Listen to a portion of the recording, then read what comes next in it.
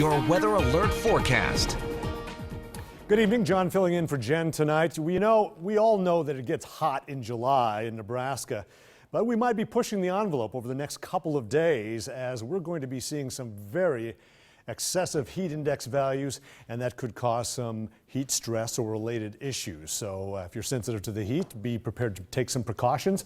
Really not too bad of a day temperature-wise. Omaha was 83 today, 77 out in Des Moines. The heat is still out in the west, but it will be building in here for tomorrow as this big upper level ridge of high pressure that causes that air to sink and in turn creates a dome of hot air that's just going to be sitting over the heart of America over the next several days.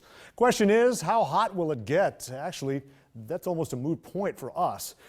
Some of the forecast models are suggesting perhaps 100 degrees. That's still a big question mark because we're in an area where we get a lot of moisture and that humid air is very slow to heat. So to say the least, it doesn't really matter what the actual temperatures are going to be because it's going to feel like well above 100 degrees over the next several days. In fact, let's take a look at our heat index forecast here, and even the nighttime hours is going to be fairly warm, but by tomorrow we could be seeing values between 105 to 110 degrees. That holds for Thursday as well, and the nighttime values even at 11 o'clock on Wednesday are still projected to stay in the lower 90s. So it's that accumulative heat and humidity that can cause some health issues. Folks that are sensitive to it, like the elderly, like kids, and also the pets. Excessive heat warnings have been posted for that very reason across much of our viewing area for heat index values, as I mentioned earlier, between 105 and 115.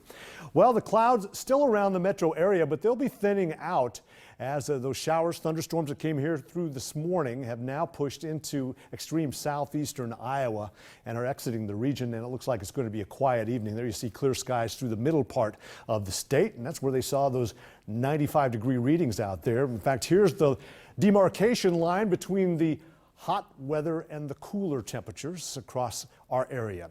Cloudy conditions, at least in this particular shot yet, 80 degrees outside, southeast winds at about 11 miles an hour. Epley picked up 29 hundredths from the rain this morning. Still in the upper 70s from Atlantic, Clarinda down toward Red Oak, Iowa. And look how warm it is down around Lincoln. They are in the lower 90s from Lincoln down toward Beatrice. 84 the 10 o'clock temperature.